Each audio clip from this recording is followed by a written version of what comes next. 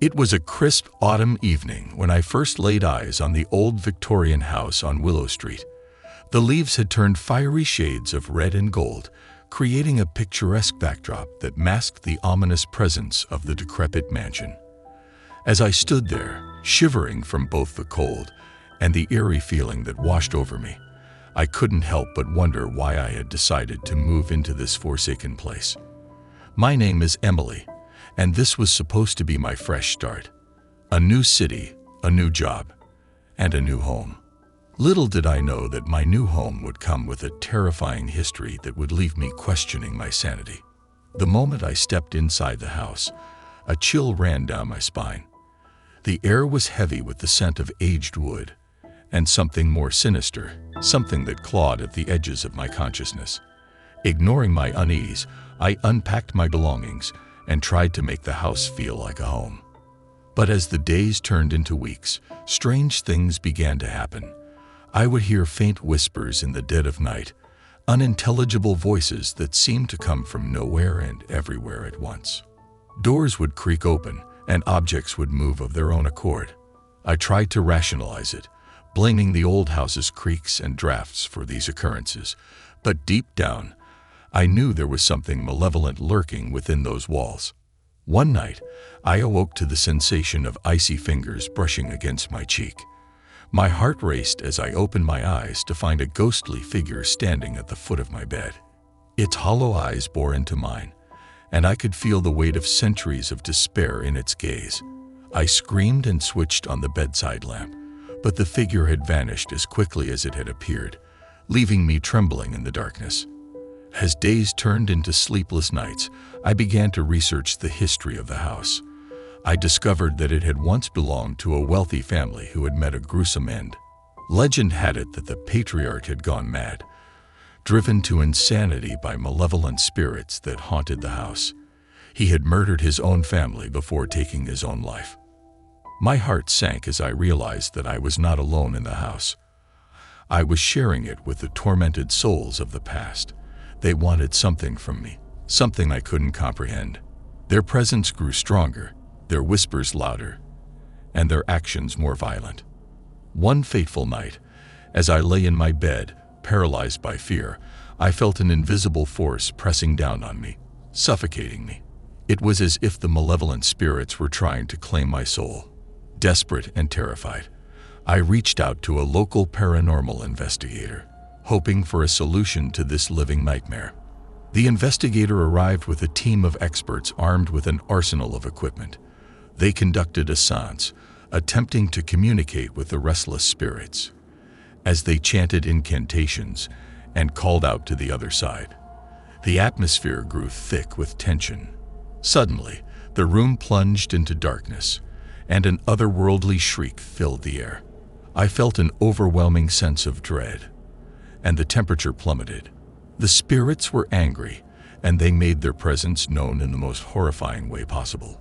Objects flew across the room, and the investigators' team scrambled to protect themselves. In that moment, I knew I had to escape the house before it consumed me. With the help of the terrified investigators, I fled the haunted mansion, leaving behind the malevolent spirits that had tormented me. As I stood on the front porch, gasping for breath, I watched as the house seemed to shimmer with an evil energy. It was a chapter of my life that I would never forget, a nightmarish tale of the supernatural that had left scars on my soul. Willow Street would forever be a place of darkness and terror, a place I had narrowly escaped, but one that would haunt my dreams for the rest of my life. My name is Daniel, and I never believed in ghosts or the supernatural until I stepped foot inside the abandoned asylum on the outskirts of the city. It was a chilly autumn evening, and curiosity had driven me to explore the decaying remnants of the institution that had once housed the city's most troubled minds. The asylum was a massive, foreboding structure with crumbling brick walls and broken windows that gaped like empty eye sockets. As I entered the main lobby, a sense of unease washed over me. The air was thick with an oppressive darkness that seemed to seep into my very soul. My footsteps echoed through the desolate hallways as I ventured deeper into the asylum. I couldn't help but imagine the tortured souls who had once roamed these halls, their anguished cries echoing through the night. It was in the basement that I first encountered something truly inexplicable. The air grew colder, and a sinister presence enveloped me. Flickering lights cast eerie shadows on the peeling wallpaper. That's when I heard it, a mournful, disembodied wail that sent shivers down my spine. I felt a presence behind me, an unseen force that seemed to be closing in. I turned to find nothing but darkness. Determined to unravel the mystery, I continued my exploration. I stumbled upon a room that seemed untouched by time. It was a child's room, with faded teddy bears and tattered picture books scattered about. As I gazed at the photographs on the wall, I realized that the children who had lived here had suffered unimaginable horrors. Just as I was about to leave the room, the temperature plummeted and the door slammed shut with a deafening crash. I was trapped. Panic set in as I desperately tried to open the door, but it refused to budge. The room felt alive, and I could sense a malevolent presence closing in on me. Whispers filled the air, the voices of tormented souls. They spoke of their suffering, their despair, and their longing for release.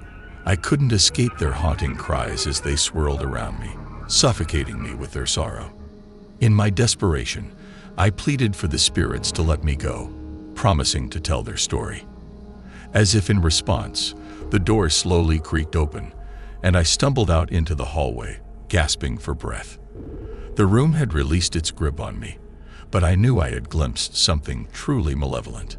I fled the asylum, vowing never to return. But the spirits of the abandoned asylum had imprinted their anguish upon me, and their presence haunted my dreams. I became obsessed with uncovering the asylum's dark history, digging through archives and old newspapers. What I discovered was a horrifying tale of neglect and abuse, of innocent lives shattered by cruelty and neglect. The asylum had been a house of horrors, and the tortured souls that still lingered within its walls sought justice and redemption. I couldn't turn my back on their plea for help. With the help of a paranormal investigator, we conducted a séance to communicate with the spirits and offer them solace. It was a harrowing experience, but in the end, the restless souls found peace, and the malevolent presence that had trapped me was banished. As I walked away from the asylum for the last time, I couldn't help but feel a profound sadness for the lost souls who had suffered within its walls. The abandoned asylum was a place of darkness, but it was also a place where I had witnessed the power of the supernatural, forever changing my beliefs and my life.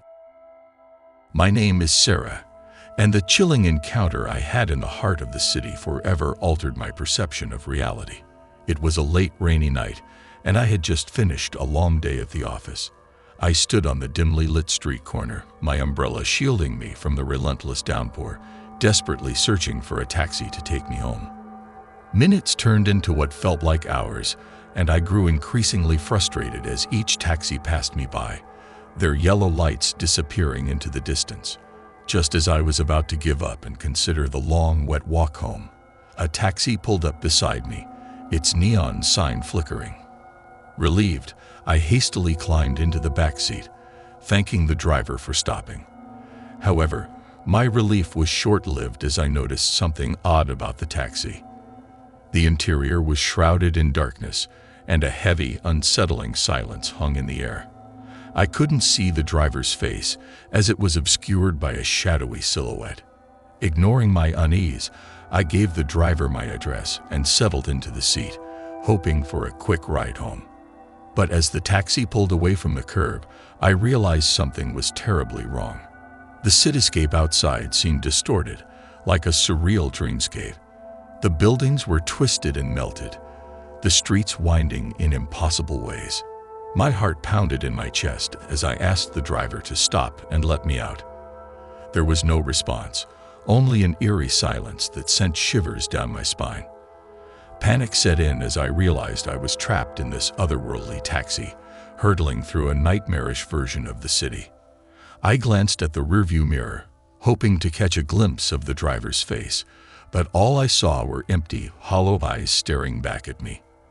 They seemed to hold the weight of the ages, filled with a malevolence that sent a cold chill down my spine. I pounded on the partition, demanding to be let out, but my pleas fell on deaf ears. The taxi continued its surreal journey, the rain pelting the windows like tears of the damned. My surroundings grew increasingly distorted, and I couldn't shake the feeling that I had entered a realm beyond comprehension. Minutes turned into hours, or perhaps it was an eternity. I couldn't tell.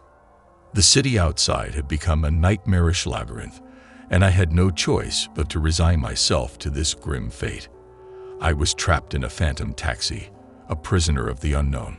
Just when I thought I had lost all hope, the taxi suddenly screeched to a halt, and the distorted world around me flickered and faded. I found myself back on the same rain-soaked street corner where I had first entered the cab. The taxi's neon sign was now lifeless, and the driver's seat sat empty. Shaken and soaked to the bone, I stumbled out of the taxi and watched in disbelief as it vanished into the night, leaving me standing alone on the street. I had narrowly escaped a journey into the unknown, a nightmarish ride in a phantom taxi that defied all reason.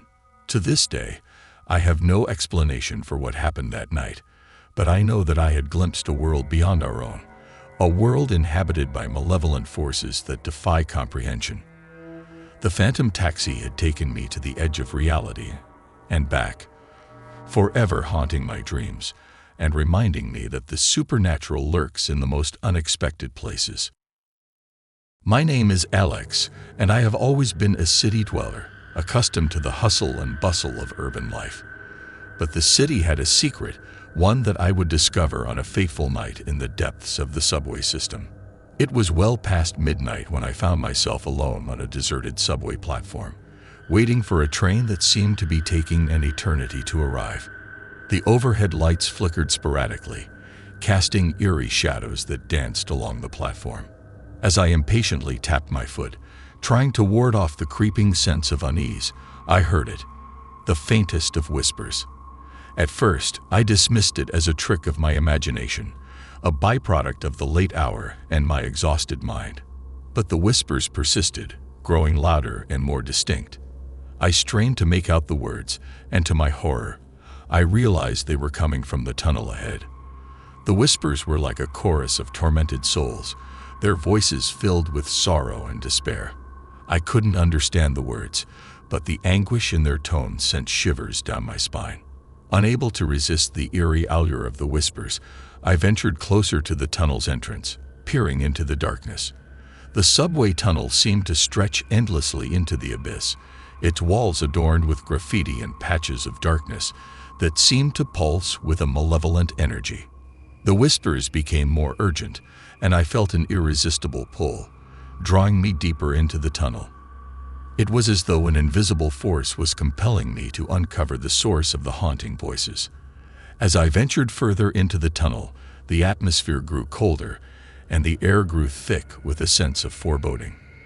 The whispers began to take shape, forming into ghostly apparitions that flickered in and out of existence. They were the souls of those who had met tragic ends in the subway, and their stories unfolded before me. I saw a young woman, her face etched with fear, who had been pushed onto the tracks in a senseless act of violence.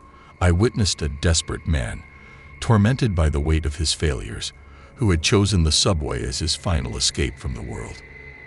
The subway had become a realm of lost souls, trapped in an eternal purgatory, and their voices pleaded for release. I knew I had to do something to help these restless spirits find peace.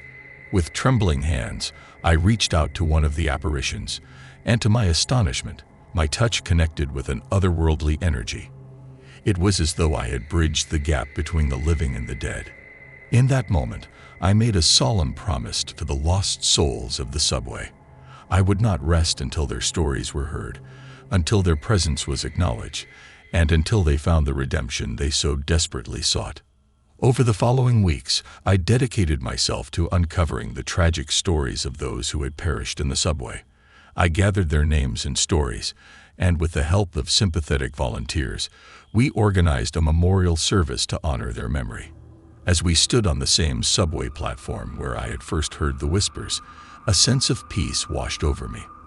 I could feel the presence of the lost souls around us, their voices now filled with gratitude and acceptance. The subway, once haunted by the whispers of the tormented, had become a place of remembrance and healing. It was a lesson that the city had taught me, a lesson in compassion and the power of acknowledging the forgotten. The whispers in the subway had been silence, replaced by a sense of closure and the hope that the lost souls had finally found the peace they had long sought. My name is Rebecca, and I had always been skeptical about the existence of ghosts and the supernatural, until I moved into apartment 303, a cozy unit in a seemingly ordinary city building. Little did I know that my new home held a dark secret that would test my beliefs to their core. The first few weeks in apartment 303 were uneventful, with nothing out of the ordinary to report. But as the days turned into months, strange occurrences began to unsettle my once peaceful existence. It started with subtle noises in the dead of night, soft footsteps that echoed through the hallway outside my bedroom, and hushed whispers that I couldn't quite make out. At first, I dismissed them as the sounds of neighbors in the building, but soon I realized I was the only tenant on that floor. One evening, as I sat in my living room, I caught a glimpse of movement out of the corner of my eye. I turned, expecting to see nothing, but what I saw sent a chill down my spine. A shadowy figure, tall and looming, standing in the hallway. It vanished as quickly as it had appeared, leaving me trembling and bewildered. As the weeks passed, the encounters with the apparition in apartment 303 became more frequent and terrifying. I would often wake up to find it standing at the foot of my bed, its hollow eyes fixed on me. Its presence filled the room with an icy coldness, and I could feel its malevolence like a heavy weight on my chest. Unable to endure the nightly torment, I sought the help of a paranormal investigator. Together, we delved into the history of the building, searching for clues that might explain the haunting. What we uncovered was a tragic story of a man who had lived in apartment 303 many years ago. He had been a recluse, consumed by anger and despair, and he had met a gruesome end within those very walls. The investigator and I attempted to communicate with the restless spirit using a Ouija board, hoping to uncover the reasons behind his torment and find a way to help him move on. As we placed our hands on the planchette, it began to move, spelling out messages of rage and anguish. The spirit revealed that he had been wronged in life, a victim of betrayal and injustice. He blamed me for invading his space, for taking what he believed was rightfully his. It was clear that he had latched onto me, blaming me for the sins of the past. The investigator and I tried to reason with the spirit, assuring him that I had no ill intentions and that I wanted to help him find peace. But he was consumed by anger, and his malevolent presence grew stronger with each passing day. As the haunting escalated, I felt like a prisoner in my own home. The spirit's rage manifested in violent poltergeist activity. Objects flew through the air, furniture toppled over, and the air crackled with an unnatural energy. I knew that I couldn't live like this any longer. With the guidance of a spiritual medium, we performed a cleansing ritual, hoping to banish the vengeful spirit from apartment 303. It was a harrowing experience, filled with eerie chants and the flickering of candles. In the end, the ritual was successful, and the malevolent presence lifted from my home. The apartment was finally at peace, and I could once again sleep soundly without the dread of encountering the restless spirit. Apartment 303 had taught me that the supernatural could intrude into the most mundane aspects of life, and that sometimes the past could cling to the present with a tenacity that defied reason. It was a haunting experience that forever changed my perspective on the unknown, a reminder that the line between the living and the dead was thinner than I had ever imagined. I'm Mark, and the chilling encounter I had in the heart of the city revolved around a seemingly innocent antique mirror. Little did I know that this mirror held a sinister secret that would haunt me for the rest of my life. It all began when I stumbled upon the mirror in an antique shop tucked away on a forgotten street. The shop was dimly lit, with shelves filled with curious objects from times long past. The mirror, an ornate, gilded frame with an oval-shaped glass, caught my eye immediately. It exuded an air of timeless elegance, but there was something undeniably eerie about it.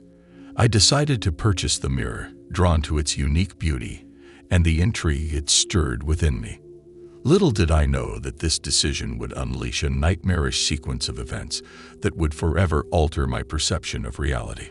The first night I hung the mirror in my bedroom, I was captivated by the way the moonlight danced across its surface. It cast a mesmerizing, ethereal glow that seemed to draw me in. But as I gazed into the mirror, I noticed something unsettling. A figure, a shadowy silhouette that stood behind me.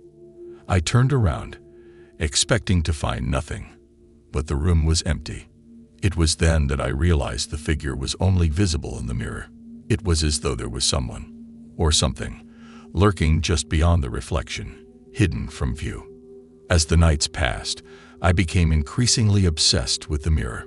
I would spend hours gazing into it, watching the figure behind me. It had no discernible features, just a dark, ominous presence that seemed to grow stronger with each passing day. Then, one night, as I stared into the mirror, the figure moved. It reached out with long, bony fingers, its touch cold and clammy. I felt a searing pain on my back, as though I had been scratched by invisible claws. Panicked, I turned away from the mirror, and the room seemed to return to normal. But the scratches on my back remained, a painful reminder of the malevolent force that had reached out from the mirror's depths. Terrified and desperate for answers, I sought the help of a paranormal expert. Together, we delved into the history of the mirror, uncovering a dark tale of betrayal and tragedy. It was said that the mirror had once belonged to a powerful sorcerer who had used it to trap the souls of those who had wronged him. The expert and I attempted to communicate with the trapped souls using a seance, hoping to find a way to break the mirror's curse. As we chanted incantations and called out to the other side, the room grew cold, and an eerie stillness filled the air.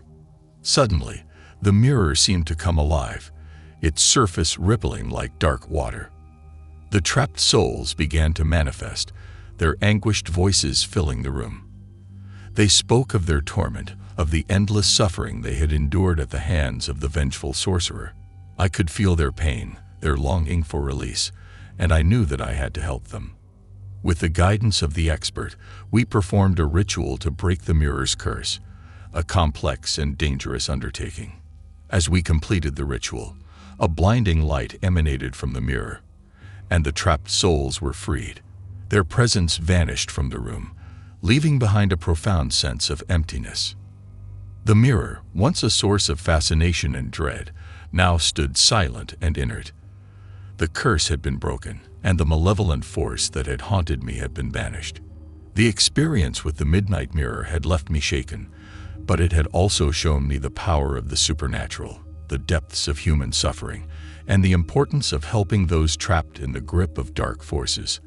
It was a haunting journey that would forever remind me of the thin veil that separates our world from the unknown, and the consequences of delving too deeply into the mysteries that lie beyond.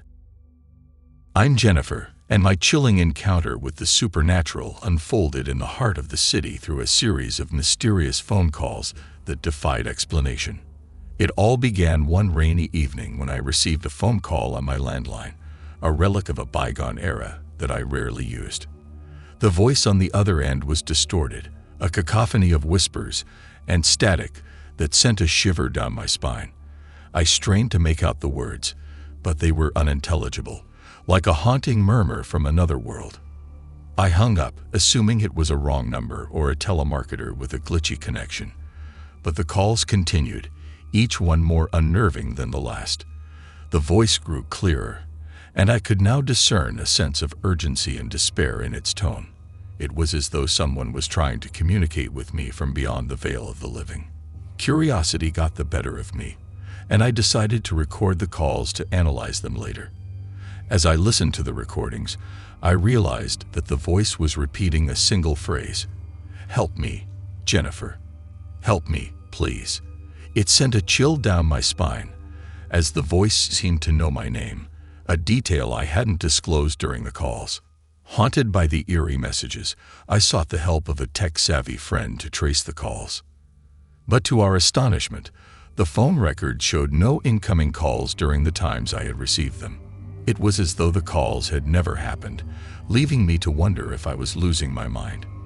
Desperate for answers, I reached out to a paranormal investigator, hoping to unravel the mystery of the phantom phone calls. The investigator suggested conducting an EVP, electronic voice phenomenon, session, a method used to communicate with spirits. As we sat in my dimly lit living room, the investigator set up recording equipment, and I nervously asked, "Is there someone trying to reach out to me? Can you tell me who you are?" The room was filled with an eerie silence, broken only by the soft hum of the recording equipment. Then, to my shock, a voice emerged from the recordings, distinct and unmistakable. It was the same voice from the phone calls, the voice that had been calling out to me for help. The voice identified itself as David, a man who had met a tragic end in the city many years ago. He had been wronged and had unfinished business in the realm of the living. He had somehow found a way to reach out to me, seeking my assistance to bring closure to his tormented soul. Determined to help David find peace, I followed the guidance of the investigator and embarked on a quest to uncover the details of his untimely demise.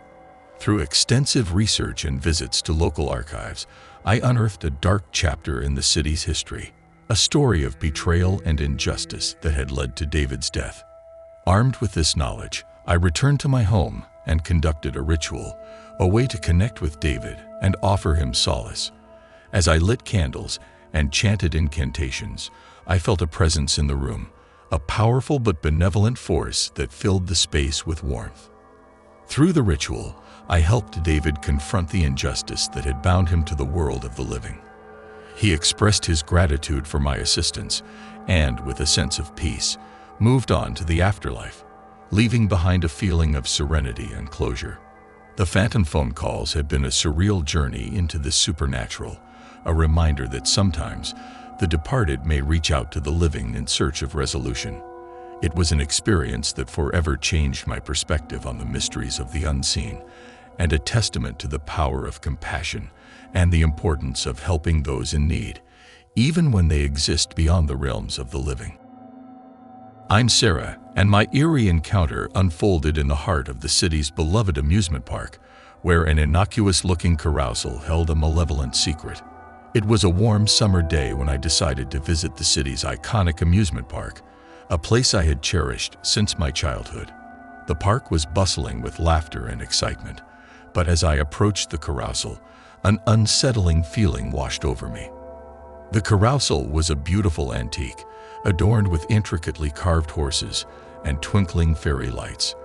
But as I stepped onto the platform and selected a horse, I noticed that one of the horses seemed different.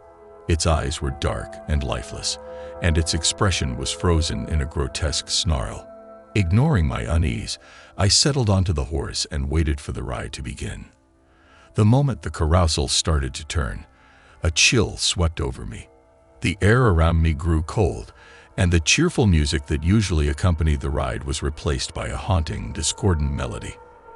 As the carousel spun, I noticed that the riders on the other horses seemed eerily motionless, their faces etched with expressions of fear and despair. It was as though time had stopped for them, and I couldn't help but feel a growing sense of dread. Then I heard it, the whispers of the trapped souls, faint voices filled with anguish and longing, emanating from the frozen riders around me. I couldn't understand their words, but their despair was palpable, and I knew that something was horribly wrong. Desperate to escape the nightmarish ride, I tried to dismount from my horse, but my hand seemed glued to the brass pole. Panic set in as I realized I was trapped, a prisoner on the cursed carousel. The discordant music grew louder, drowning out the tortured whispers of the trapped souls. As the ride continued, I watched in horror as the scenery around us transformed. The amusement park had disappeared, replaced by a nightmarish landscape of twisted trees and eerie fog. I was no longer in the city, but in a realm that defied reason and reality. In the distance, I saw a figure, a shadowy presence that seemed to beckon me. It was the source of the malevolent force that had ensnared me on the carousel, and I knew I had to confront it if I had any hope of escaping this nightmare. Summoning all my courage, I made my way toward the figure. As I drew closer, its features became clear, a spectral, disfigured face that seemed to leer at me with malevolence. It was the keeper of the cursed carousel, a vengeful spirit who had trapped the souls of those who had dared to ride it. With trembling hands, I begged the spirit to release me, to let me go. I pleaded for mercy, explaining that I had unwittingly become entangled in its curse. The spirit's malevolent gaze bore into me, and I could feel its power wane. In a final, desperate act, I reached out and touched the spirit, offering it forgiveness and empathy. The curse that had bound the carousel began to unravel, and the nightmarish landscape around me dissolved into nothingness. I found myself back at the amusement park, safely dismounted from the cursed carousel. The other riders had vanished, and the ride stood still, a lifeless relic of the supernatural. As I walked away from the carousel, I couldn't help but feel a sense of sadness for the trapped souls who had endured such torment. The cursed carousel had been a terrifying encounter with the supernatural, a reminder that even the most innocent-seeming places can hide malevolent secrets. It was a journey that had forever changed my perception of the world and the mysteries that lurk in its shadows. I'm David, and my unsettling experience occurred within the heart of the city, in the eerie confines of the old city library. It was a place that had always fascinated me, but I never could have anticipated the paranormal encounters that awaited me there. The old city library was a grand, Gothic structure, its architecture a testament to a bygone era. It had always held an air of mystery, and I often visited to explore its vast collection of rare books and manuscripts. Little did I know that my visits would lead to a series of chilling events that defied explanation. It was a quiet, overcast afternoon when I entered the library. The dimly lit interior was filled with the musty scent of aged paper and ink. I had chosen a secluded corner in the reference section, hoping for a peaceful day of research.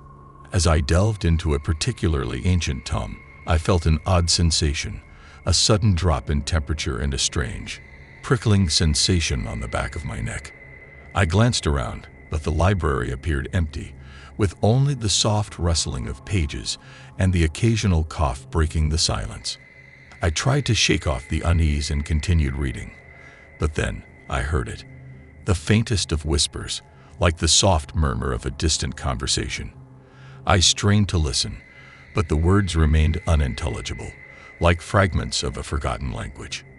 The whispers grew louder, and I realized that they were coming from a nearby aisle of shelves. I cautiously made my way toward the source, my heart pounding with a mix of fear and curiosity. As I reached the aisle, I froze in shock. The shelves were lined with ancient books, their pages yellowed and brittle, and they were moving, shifting and sliding on their own as though guided by an invisible hand. I watched in awe as the books arranged themselves in a precise order, forming a makeshift aisle.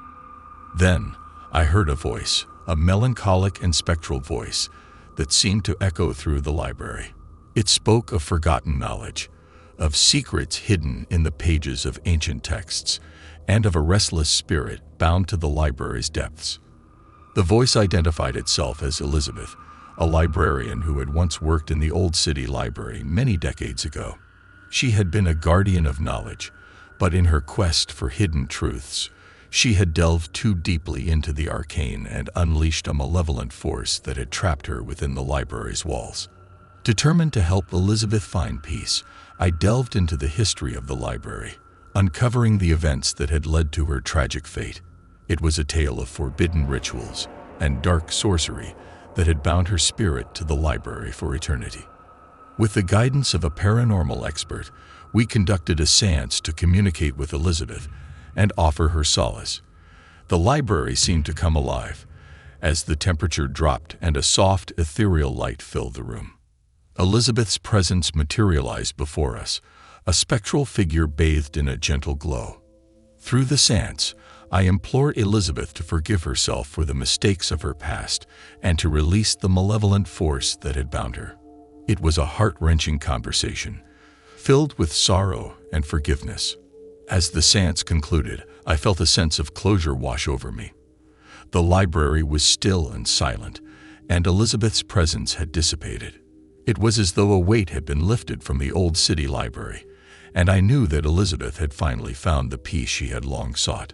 My experiences in the old city library had forever changed my perception of the supernatural and the enduring power of knowledge. It was a haunting journey that had taught me the importance of seeking the truth while respecting the boundaries of the unknown, a lesson I would carry with me for the rest of my life. I'm Emily, and my spine-chilling encounter unfolded in the heart of the city's historic district, within the decaying walls of an abandoned theater that held a dark secret. The old theater had long been a source of intrigue for locals, its marquee faded and its grandeur a distant memory.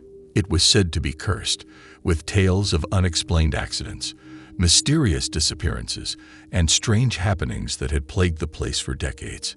Despite the eerie reputation, I was drawn to the theater's faded glamour and the allure of the unknown. I decided to venture inside one fateful evening, determined to uncover the truth behind the theater's sinister history. As I stepped through the creaking doors, I was greeted by a scene of eerie desolation. The once magnificent theater had fallen into disrepair, its velvet seats torn and its grand stage covered in dust. The air was heavy with a sense of foreboding, and a shiver ran down my spine. As I explored the decaying interior, I stumbled upon a hidden door that led to the backstage area. It was there that I discovered a collection of old, ornate mirrors, each one adorned with intricate carvings and gilded frames. They were arranged in a semicircle facing the center of the room. Drawn to the mirrors, I approached them and saw my reflection. But then, something strange happened.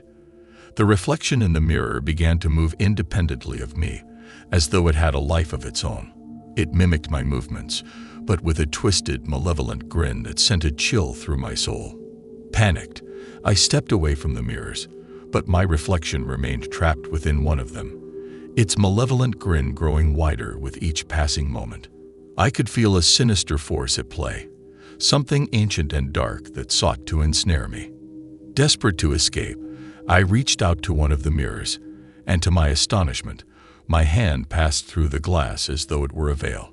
It was as though I had crossed over into another realm, a realm inhabited by shadows and malevolent entities.